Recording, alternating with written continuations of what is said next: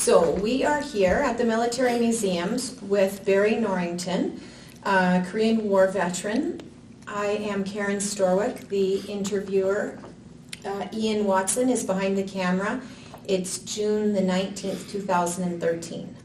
So Barry, could you please provide your full name and the length of your service in Korea, please?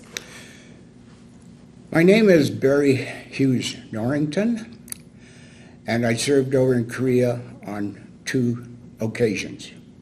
18 months on the HMCS Crusader and 9 months in the HMCS Cayuga.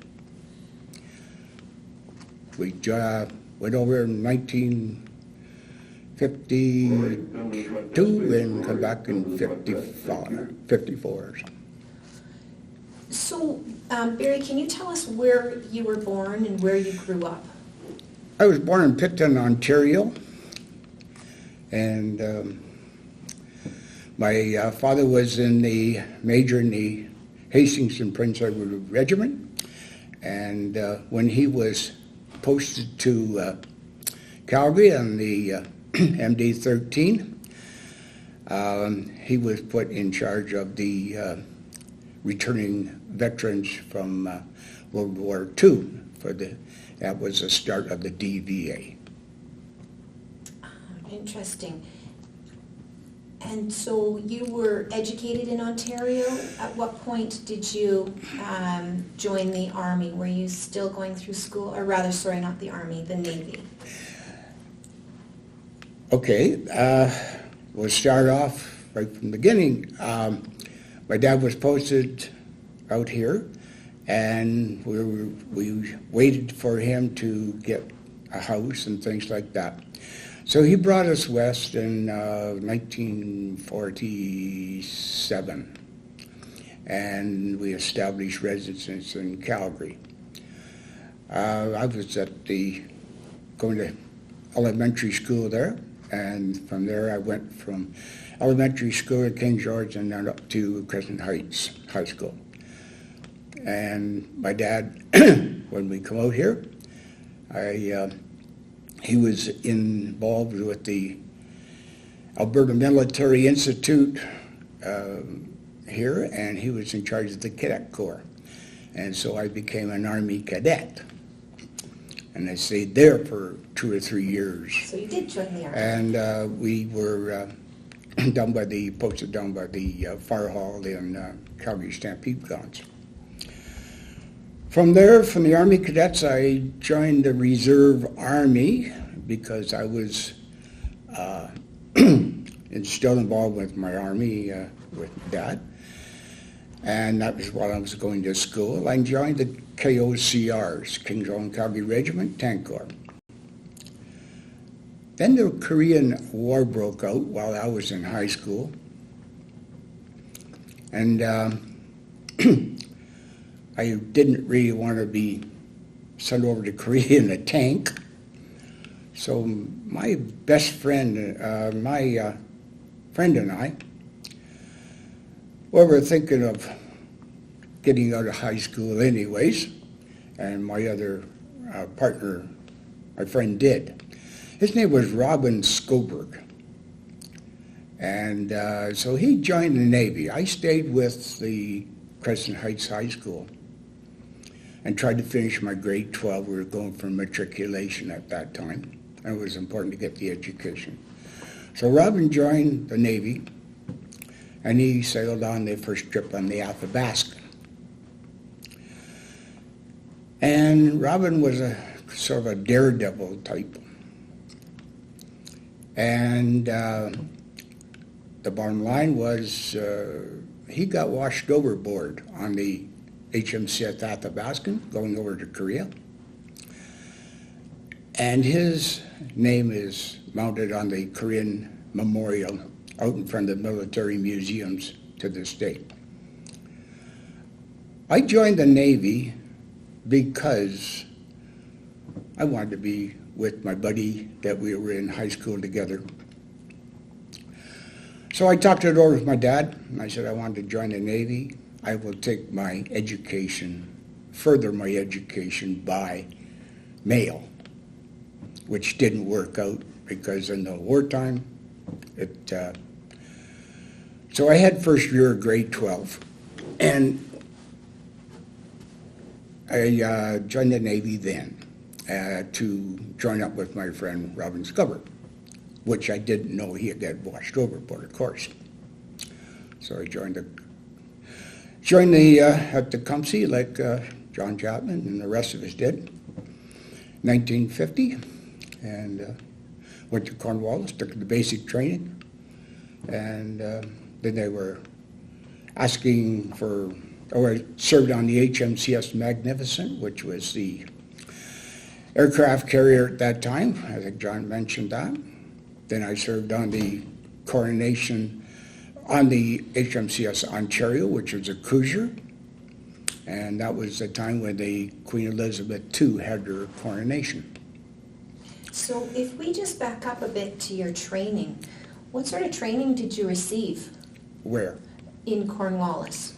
Oh, this is basic training, do what you're told, jump over hoops, go through obstacle courses. Physical training. Physical training, mental training, go to breakfast, go to lunch, go to your church parades. Learning how to be disciplined. That's the military life. That's the basis of military life. WW2 war veterans were trained at Cornwallis too. So it's a big training base. You'd already been a cadet, so that was something that Well, was natural to you, I imagine. Well, yes. Yes, it was. Basic training is basic training. That's you do it.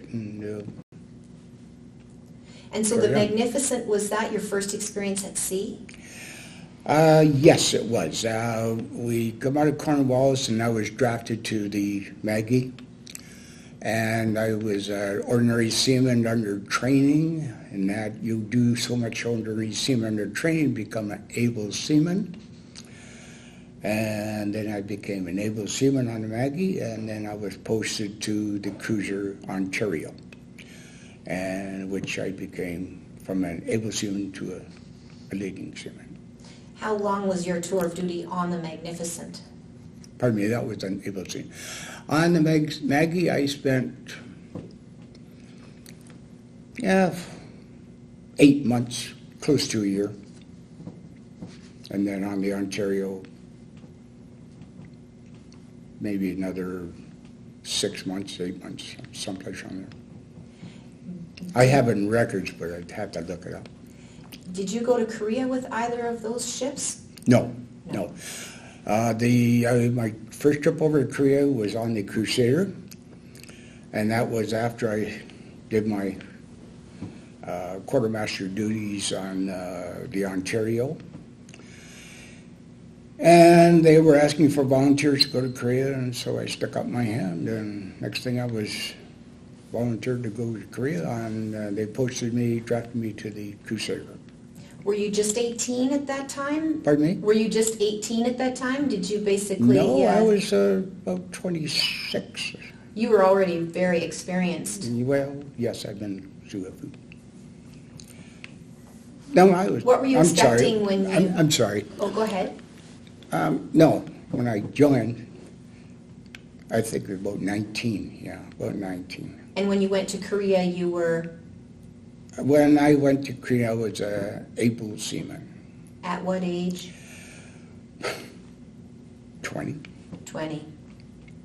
But still, you'd had a significant amount of experience, probably more experience than a lot of the fellows that were on ship. Yes, I've had some good ones.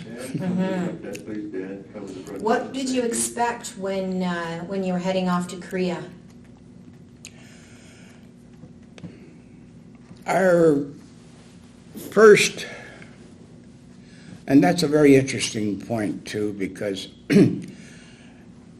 they sent the existing people over there that were in the Navy first over to, on the Cayuga, the people have been in the Navy before. These were a bunch of volunteers that were drafted to the Crusader. Of course, they had some experienced sailors. But most of us were just run-of-the-mill others training and ready to go fight for our country. We went over there, and our captain, Captain John Bovey, was a commander of other RCN ships, but he was posted at Ottawa, and he was in the desk job for quite some time. And I guess he asked to be posted to be involved in the Korean War. And a good thing he was, because he was very strict captain, but very fair. And everybody respected him. But when we went over to, got all together, and we were going over to Korea, or on our way, we had to do drogue shooting. In other words, a plane would tow a target, and we would try to shoot the target, the drogue down and things like that. Unfortunately, we darn near shot the plane down, towing the target. So this didn't really go over too well, because you're going over to fight a war, and we can't shoot worth a darn. So we went through many hours of training, shooting, training, doing our jobs, and trying to work it into a fighting ship instead of going in there like a bunch of clay pigeons. What was your role on the ship? Were you manning any of the guns at any time? Oh yes, over there. At that particular time, I'm a sonar operator. I'm listening for submarines. Well, this Korean War did not have submarines, but we could have frogmen, which breathed underwater, and we could listen for the hydro sounds underwater. And so there wasn't that much requirement for sonar operators, except for training with the U.S. subs, because they're the only ones that had the subs. And we would train with the U.S. Navy to sharpen our skills. So we were actually trained in depth charges, torpedoes, hedgehog, armament, 4.5s, armament fielding guns and things like that, ammunitioning. So we had to be trained in everything to be a fighting ship.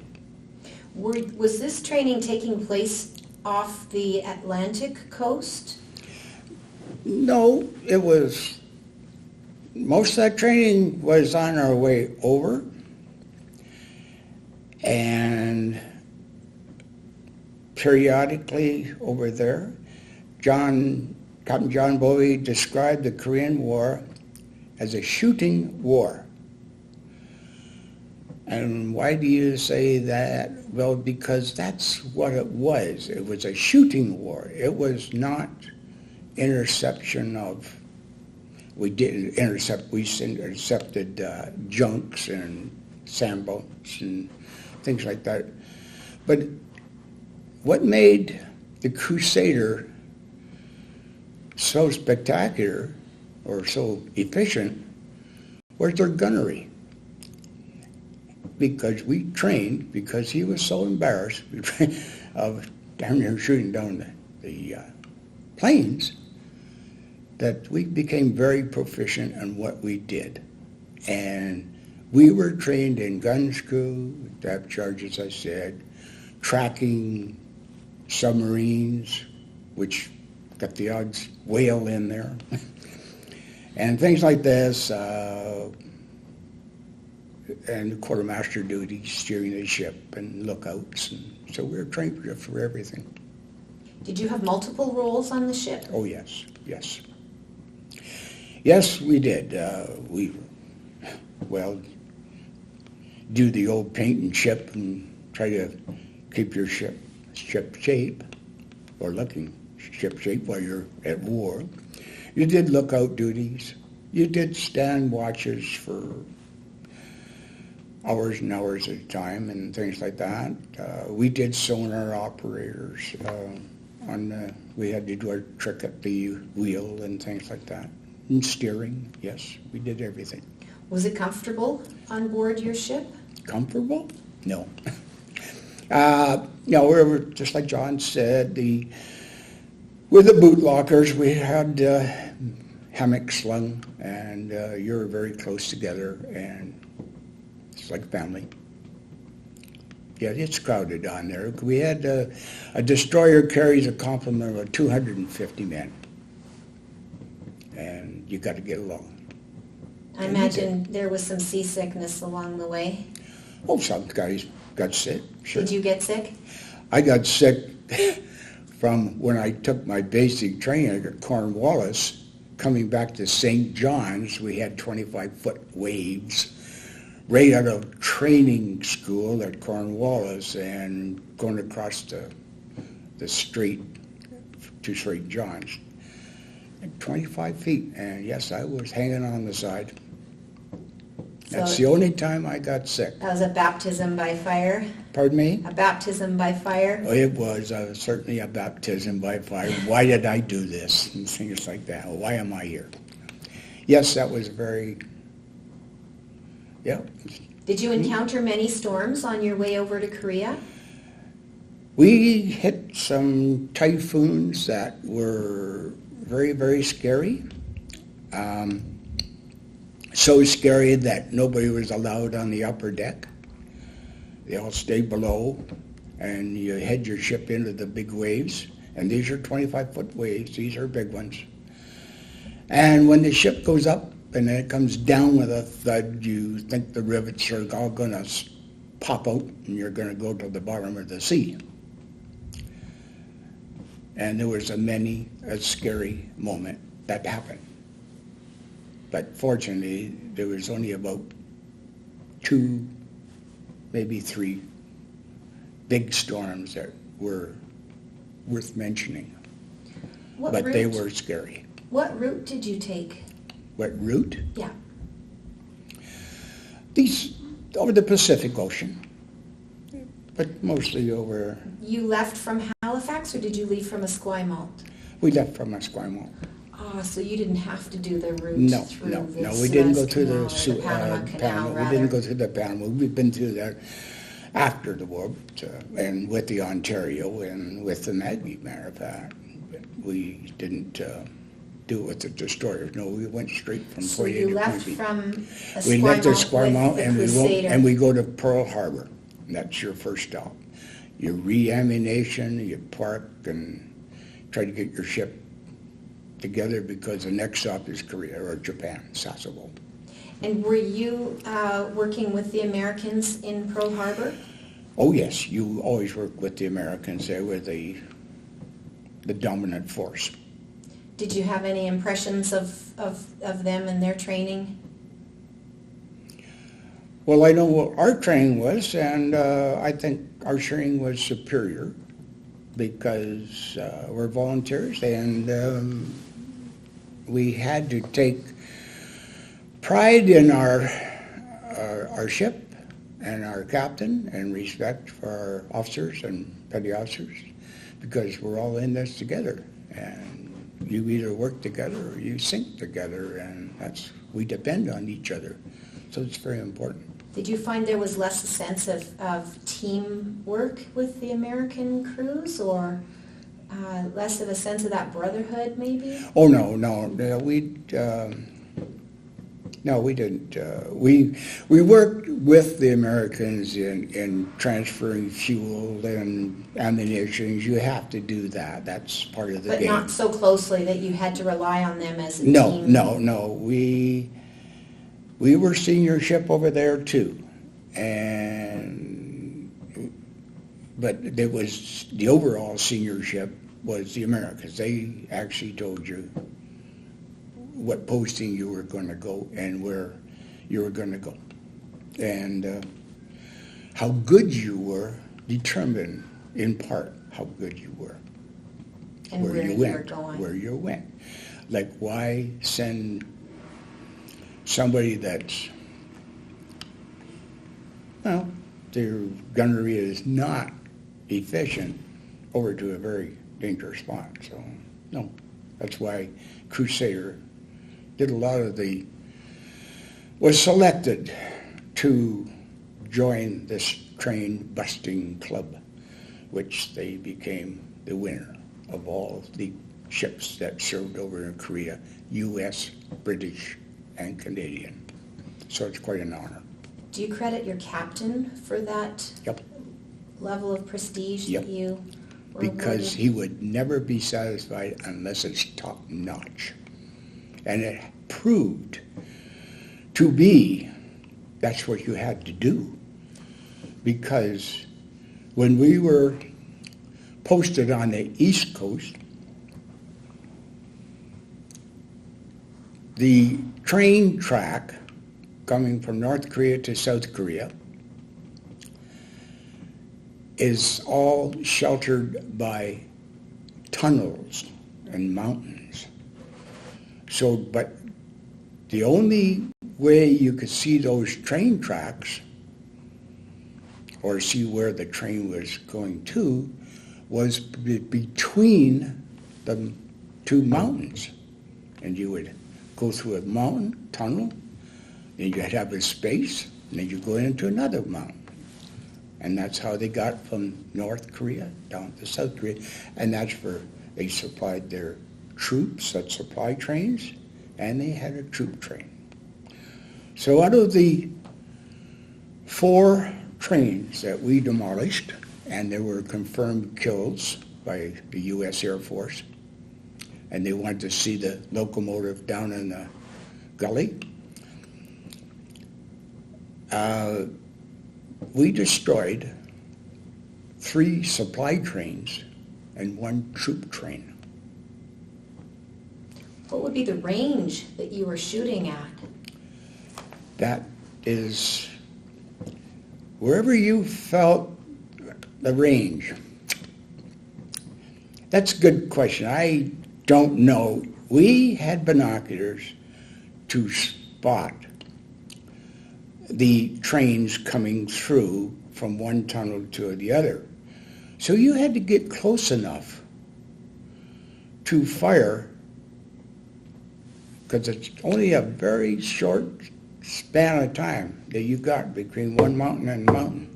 And when you see the funnel of the train coming through, pouring the smoke out and the fire, you've got to start shooting, because it takes time for you to shoot, for the gun to go off and go over and hit the train. And you've got to be accurate. Now, were you So receiving enemy fire at this time too? Oh, that was another story. Enemy fire, yes. We destroyed, if we're going to go to that subject, we destroyed these trains, and they knew who was destroying them. Meaning it was your ship. You bet. So what they did, they brought in a big gun and put it by the mountains, in the mountains by the train tracks. And when we were anchored out there waiting for a train to come through. And can I ask how far off the coast you'd be anchored? I would say, okay, as a guess, I'd say about 3,000 yards, maybe 4. You want to get close enough so you get the train, and yet you want to be close. Don't want to get too close, because you don't want to be shot at. That's right. I mean, they're trying to kill us, and we're trying to stop their supplies from going around from north to south. So to answer your question, yes, we were fired on. And I was on depth charge watch on the quarter deck with my friend. And all of a sudden I heard this big whoosh. and a big plume of water come up on one side of the quarterdeck. Drowned it, or both. Hey, they're shooting at us. So pressed the action stations. Another shell come through, and it straddled the other side of the quarterdeck. And it got wet. My friend and I shot, got off, trained the gun. I loaded, he trained, and I fired. And we got away 3 to 4 shots back at the enemy before action stations closed up. And don't forget, action stations, you got to be there right now. If you're in your underwear, you're in there. Doesn't matter. When they're trying to shoot you and trying to kill you. Anyways, we got 3 to 4. We were supposed to get a captain's commendation for returning fire. But the shipwright snapped the anchor. You can snap the anchor with these special pins in the forecastle. And so we dropped our anchor and got the heck out of there, because it's the only way we can get. You didn't want to have any smoke that they can see, or any lights on our ship that they can see to fire at. What time of day? Oh, this is at nighttime. It was at night. Nighttime. But you could see the. Would you have a blackout on the ship then? Oh, if yes. you knew you were being shot at? Yeah. Or was a blackout a regular condition? The blackout's always a regular thing, because you don't want to have any lights, any cigarette smoke, or lights or flashlights or anything showing at all from our ship, so that the North Koreans could fire on us. But somehow they found you. They got one, maybe infrared ray. No. The ship was never hit. No, but we come very close. Iroquois was the only one that got hit. Iroquois got hit, and a shell went down the funnel and killed 3 people. Did the ship stay afloat? Yes. There was 2 casualties in the Navy, or from enemy shell fire. That was the only ship that got hit. Just to back up a bit, from Hong Kong, did you go directly to Korea? From Hong Kong? Oh, no, I'm sorry, not Hong Kong. I meant Pearl Harbor, from Hawaii. Yes. You went directly? We go right, no. We go from Pearl Harbor to Sasebo.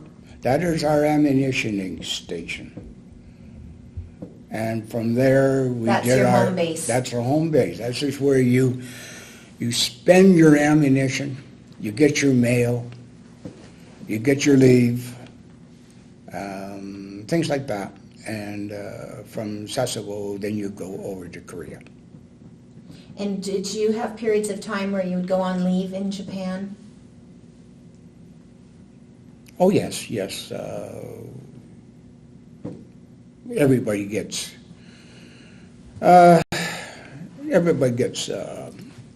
some leave, yes. What was your impression of the Japanese people? They're very accommodating, and we had no problems at all with the Japanese, and in fact, they became very good people. I liked them, and they liked us. And did you ever have opportunities to employ the Japanese on your ship? No. The only time we had employees on our ship to refit and repaint and things like is Chinese when we went to Hong Kong. That is when you have 3 washes, they're down to 2. Red watch goes ashore, white watch stays on board, and then after 5 days you switch back. At what point did you go to Hong Kong?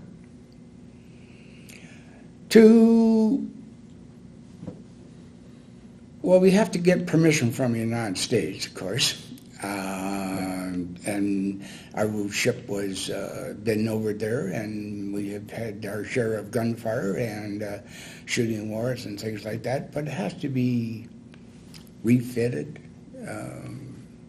And Hong and Kong then was the place to do that? Yes. Is They that had- because that was where the nearest British port was? It was a British part, and they had the facilities to paint the ship with the labor because it was so cheap, and plus we could go ashore and rejuvenate your personnel and things like that. And what sort of retrofitting or refitting rather, did your ship Oh, undergo? mostly painting, new supplies, and things like that. Just a reconditioning of the ship. No change in armament. Maybe the odd gun need to be replaced or mechanism or something like that. But we didn't know anything about that. So just so I'm clear in my mind, you left from Esquimalt to Hawaii, then you went to the base at Sasebo. Yes. Then you had a tour of duty off the east coast in Korea. Is that right? And is that when you encountered the gunfire? On the east coast of Korea, we encountered that gunfire, yes. But, So that was your first tour of duty there? No, we were on the west coast. Oh. On the west coast, around this Pyongyang and above where Mr. Chapman said they went. We were up there too. Patrolling the islands? Patrolling the islands, looking for enemy junk boats, and this enemy was bombarding a lot of the islands, and we were trying to bombard them from stopping them to bombard the islands, and just to exchange of gunfire. But the East Coast was a pretty dangerous spot too, because it's completely different from the West Coast is completely different from the East Coast. West Coast is more shallow, and the tides are different, and can be quite dangerous. Case in point, we went up a river, and because we were going to bombard some of the enemy positions, but going up this river, the tides were changing, and it was shallow. And if you get your ship stuck on the sandbar, you're a sitting duck, and anybody can just come along and pick you off at their convenience. So this river, was that going through South Korean territory or North Korean territory? North Korean territory.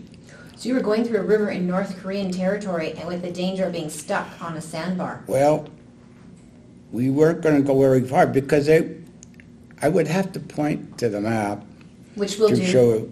to show you where it's at. But we went up until we could hear the sand from the tide brushing along the hull, and we're going too far in. Back up, get out of here. And everybody was holding their breath because we ever got stuck. You're dead duck. And so that's very scary, and it did happen. And I'm glad we got out of there. Simple as that. Did you get stuck? No. No, but We it was came close. close to it. That's why we took an echo sounders, took sounders all along, but there wasn't enough depth. It's uncharted territory, and nobody had maps. These are all. And what was the Pick up what objective you're- when you were attempting to go through that river? We were attempting, because the North Koreans were shelling the islands, like Pyongyang. And we wanted to stop them. So you had to go up to get within range of our guns to shell the enemy. And that was the idea of it. And were you under American authority when the decision was made to go down that river? Yes, the Americans knew exactly where we were and why we were there. Because the North Koreans were bombarding the South Koreans, and there was nothing left. It was just very primitive, and everybody, as you said, lived practically underground. But, so that's why we're trying to stop the North Koreans from shelling.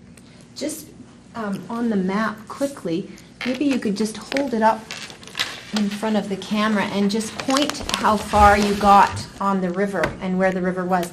Maybe Well, just turn the map a bit more to face the camera. Okay, this was Pyongyang, and this is where the North Koreans were shelling these islands. We were trying to get up here to stop them from shelling the islands. We could come up this tributary here, and this is where it got very scary, and we heard the sand on the bottom, so it wasn't deep enough for our ship to go up there to stop them. How far in did you make it, or did you? I really couldn't tell you. That Yeah. was the captain's decision, not ours. Mm-hmm. We were hearing the sand. And you it just was close, were and experiencing it. yes, and we knew what would happen if we got stuck on a sandbar or things like that. So we actually come around here and tried to go through here this way. So we tried both sides. Now on that map here, this is where our action was, because it's from South Korea to North Korea, and the east coast is all along the top here, and that's very, very mountainous and very, very steep and lots of depth. So we didn't have to worry about shallow water. What we did there is trying to get the supply trains going from point A to point B. So shallow water wasn't your enemy; it was the Our enemy air fire or air gun or. The shallow water was experience that I wouldn't want to try again, because Which was scarier, almost being stuck in the river, or receiving enemy fire? I think receiving enemy fire, coupled with a couple of on this map again, we were anchored off here someplace. The North Koreans would send mines down, because this is the way the tides were. They would come down this way. And so we were anchored off the coast, and it was in fog, and the North Koreans had, first time I've ever seen or heard that one, they sent a bunch of mines down, floating mines, in the fog. We could pick up the mines floating, but we couldn't shoot them because of the fog. We could see the blips on our radar of these mines bobbing up and down on the water coming towards the ship. Yippee. So we all knew that if we turned around and tried to get out of there, we couldn't outrun the mines because they put on a large area. So we stayed where we were. And fortunately, we had this one mine came within, I'd say about 15 yards of our ship, 10 or 15 yards of our ship, and it passed by. And we set out a big sigh of relief, and when we could not see any more mines coming, we got the heck out of there. That was scary, because here you are, anchored off the ship, off the coast, and they said they brought that enemy battery out there to bombard us, which we didn't know until that happened. You don't know you're getting shot at until you get these big plumes of water coming up and drowning you. And these mines coming down along the coast was very heart-stopping, we'll put it that way. It was close. And for example, if 10 or 15 yards, we would have blown out of the water, and or if that, how can you say how lucky that was? The quarterdeck is probably the width of this room, and they straddled both of us. So that was pretty accurate shooting on their part too, Wow. for in the middle of the night. So it was scary. Yeah. Was that just the luck of the dice that you made it out that Yes, out yes, of that yes, unscathed? yes. Your training didn't help you Training in that doesn't. situation? Training helps by returning gunfire, which we did. Training helps by slipping the anchor and getting the heck out of there as fast as we did. Because if you didn't have that training, you're dead in the water. And doing it as quickly and efficiently as you had You learned have to to, do. you have to work together. You have to be fast. There is no room for No error. hesitation. That's right. There's no duplication. It's do what you know best and do what you do. Was that the only hair-raising time that you remember in Korea? So I mentioned the shooting back at us. Was there an operation Oh. name to that Pardon me? incident? Was that incident an operation? Did it have a name when you were targeting the trains? No. This is, no. There is no name for that operation. You know what you're going to be doing when you go to the East Coast. You're trying to stop the trains within a certain period of place between mountains and things like that. One time, another very scary time was we hit this train, and it wasn't a supply train, it was a troop train. Well, then we fired, and we knew it was a troop train because we fired a bunch of star shells up there that go up and illuminate the So whole it was at area. night also when At you were night, shooting at the night, trains? At night, always at night, always at night. And how did you know it was a troop train? That's what I'm saying. We shot the star shells up and illuminated the train and the troops that were fleeing the train that was on fire. And there were thousands of troops or hundreds of troops coming down that hill, through that hill. So what we did was, Captain Bovey says we're going in.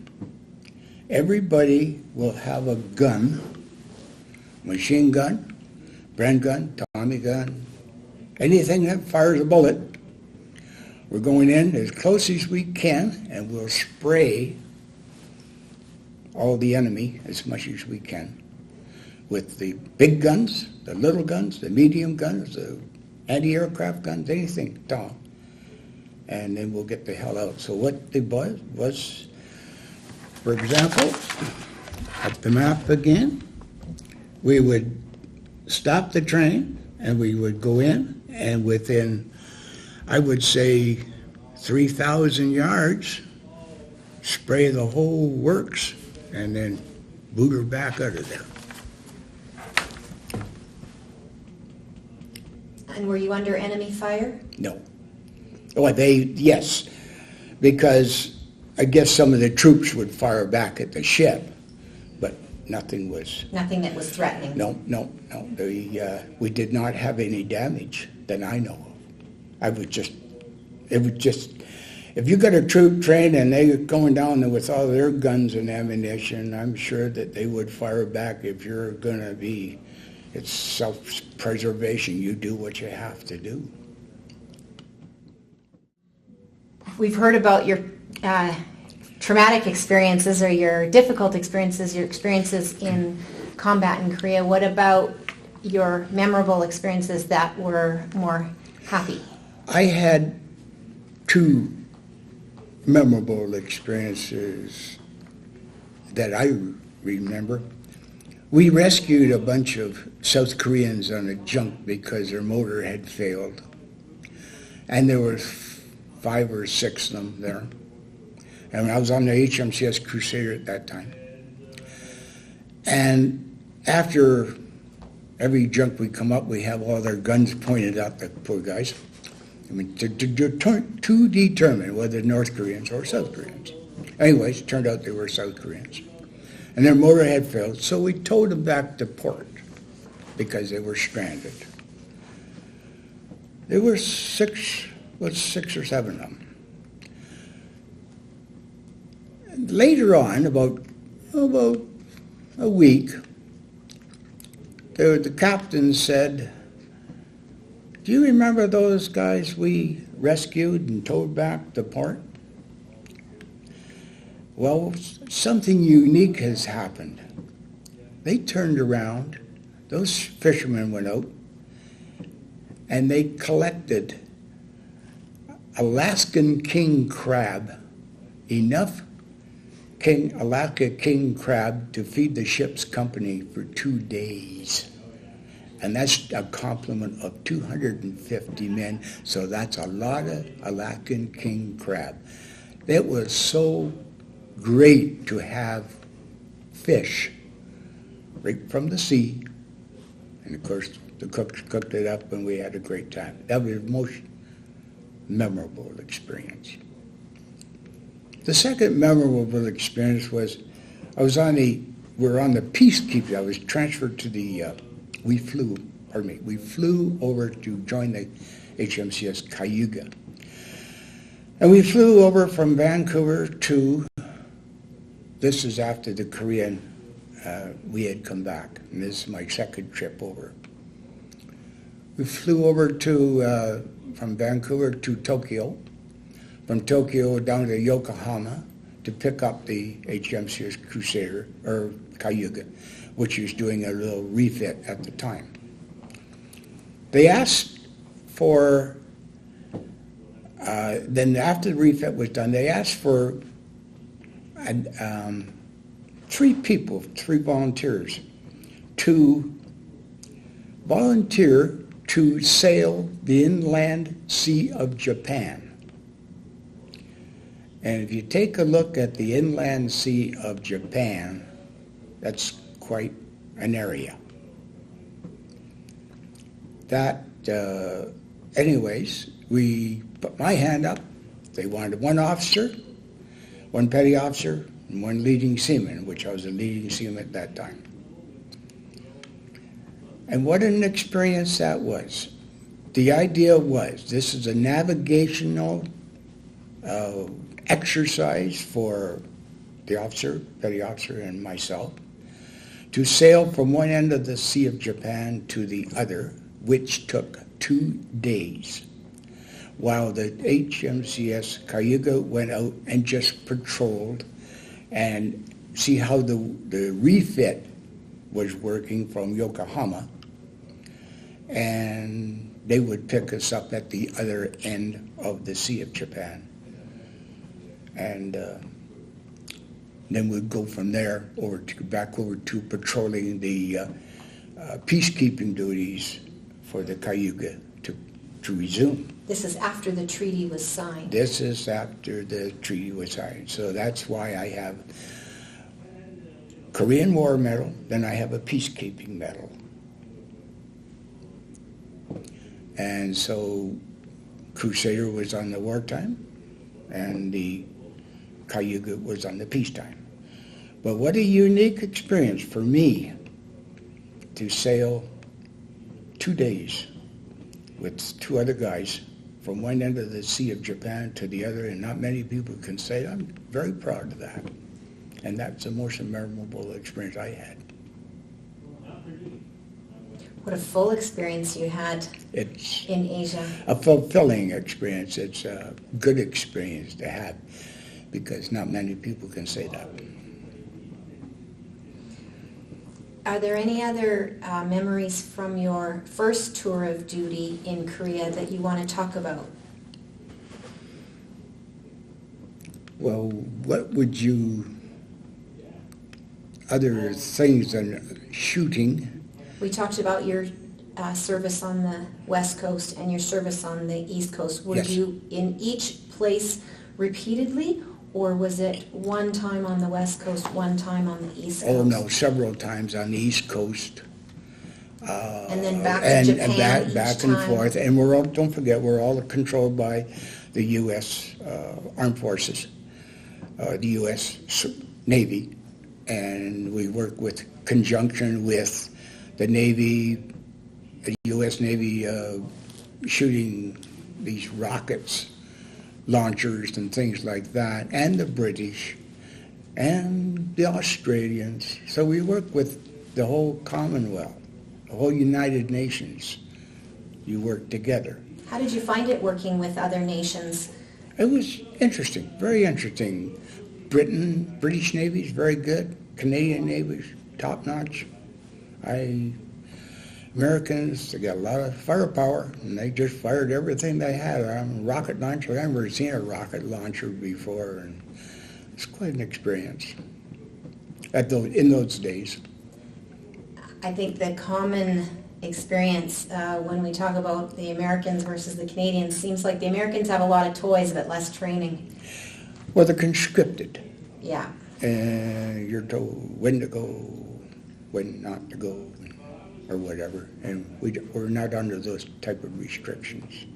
We volunteer for what we did. Did you ever experience any post-traumatic stress from your time in Korea? Any traumatic memories that haunted you? No. I'm very fortunate. I guess, yeah, very fortunate. No, I do not, I still don't sleep well at night, but then again, I guess as you get a little older, sleep comes a little harder sometimes. But I don't think my war experience have made any bad effects on me, at least not that I know of. And your trip home, how were you received when you came home? Did you come back to Esquimalt? Yeah, we come back to Esquimalt, and the biggest party there was the Salvation Army bands playing, flags waving, women and children cheering, special us. It was. So you felt like you had good recognition at that time? Oh, we did have good recognitions because we did a good job over there, and I'm proud of that. And we're as you say, we're the champion of the Chain Busters Club because that's what the Americans had done. The ships that had stopped these supply trains and troop trains, we became a train buster club, and the HMCS Crusader got knocked off 4 trains because of their accurate shooting, and that's why we became champions of the train busting club. Did your captain receive any special recognition for that? Oh yes, not special. Your senior ship, and there was I believe that little article I wrote down at RCN in retrospect. He was mentioned a few times, but because of his ability to be able to shoot and train his people, because it was a little scary when we were going over there and just about shoot down the plane and chased whales with sonar and depth charges. So we had to have a lot of training. So it was, you don't pick this up in the classroom, you pick it up on the one experience I did have, another memorable experience, I sailed with Lucci Howe, and which probably doesn't mean anything until I say that he was a brother of Gordie Howe, and he was in our same mess. And Lucci Howe, when he was our leading seaman on our mess, he was a pleasure to work with, to eat with, and we had some good people there. But it was and I don't I think Lucci Howe has now passed away, because I know he was a member of our club, the Chief and Petty Officers Club, which I'm a member, and he did pass away about some time ago after we come back from Korea. I don't know how long, because we lost touch. I have a question about your train busting experience. Did you, were all 4 of those trains that were hit on the same tour of duty in that mission, or was it back and forth another train, back and forth? Oh yes, another train. Yes, back and forth. No. So you were getting a train a visit. We don't know when the trains are going to come, and we don't know when we're going to get posted to the East Coast, because that's the only chance you get to hit a train. To get a train. Yeah. And that was the biggest thing, because on the West Coast, it's all flat land. They bombarded that until there's nothing there. As John said, it's probably anthills. I mean, there's nothing there.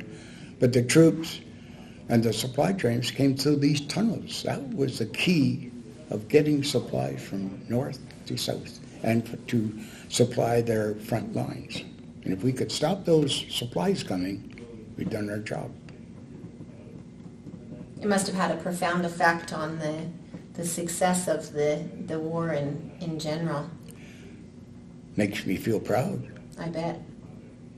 It also makes me feel proud, too, that after I come back, I got involved with the Sea Cadets, and I was a liaison officer with the 264 Legion and the Undaunted Sea Cadets for about 7 years. I got many letters of thanks. Did you do that as a volunteer, or did you continue to serve in the Navy? No, I volunteered. That was after I come back and discharged from the Navy. You discharged. And I joined the reserves after I come back from the Navy. And I was promoted to petty officer then, and in the reserves, and I was in charge of the rifle range and in Parade Square training for new recruits. But what I was in charge of, the most impressive was when we take these shooting teams and go for DCRA shooting, Dominion Canyon Rifle Association target shooting, down at the police station. We became a very good, like Bowie there. I like nothing less than perfection will do, and we did reap many awards. Finally got my first perfect target after 10 years of shooting. One perfect target, so that's hard to do. How many times have you returned to Korea? None. And do you see yourself going back? I have been approached by a Captain John Huh, who is a second generation of South Korean, who is also a chaplain, who also has many contacts with the embassy, and that is why we got our Ambassador of Peace Medal awarded.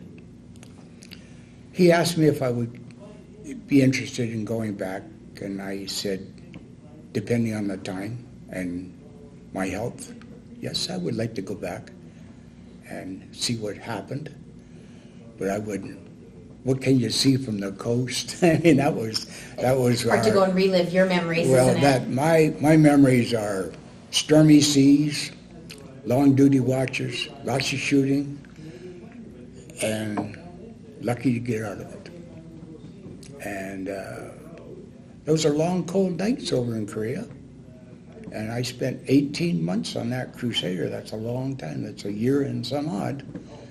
I was glad to get off. And it's a long time with your shipmates. And you lose contact with the guys. Many have passed on. I still have a ship's company list of my shipmates from the Crusader, because live with people for 18 months. They're like family. Was it hard for you to transition after Yes. all of that time on the sea and with those Yes. men? It was hard. And when I come back, my dad was, as I said, still active in the major in the Army. Now he's a Department of Veterans Affairs, Army Benevolent Fund. That's the title that they give him. And that was given to him. That was given to him by the guy that has the children's amputee. Is that the war amps? Yes, Oh. Cliff Chatterton. Cliff, right. My memory's gone. Anyways, just- Cliff Chatterton was my dad's boss. Cliff Chatterton drafted my father out here to the west, to Calgary. And that's the start of the DVA out in Western Canada. He had Alberta and the Northwest Territories. So you have a long, proud service within your family. Yes, very proud. Is there anything else you'd like to add? No, except that I'm still involved in the keeping in touch with the Korean people. They have a large Korean establishment in Calgary, and so I joined the KVA number 72 unit, and they're composed of mainly the South Korean ROK Army personnel. And there's a few people that will be up to see all these ceremonies. And they're very, very nice people. And so I just joined them. But I'm also a member of the Chief and Petty Officers Mess, the Naval Museum Society, the Calgary Naval Veterans Society, which is a veterans group from in Calgary here, Calgary Naval Veterans Society. And I'm still involved in the cadets as a part-time liaison, but I have a life membership in the 264 Legion. I have a life membership in the Calgary Naval Veterans Association because you have to be president, so I'm a past president and an editor of newsletters for 5 years. So I'm eligible for that. Would you say that your service in the Navy defined you? Yes, because when I got out, my dad was the wrote for the Veterans Advocate at number 1 branch, and he taught me basically the pros and cons of writing because he was a school teacher before he joined the forces. He went over in the Canadian First Division over to England when they went to war, WW2. Barry, thank you so much for coming in today. It's been a pleasure. Thank you very much. Thank you.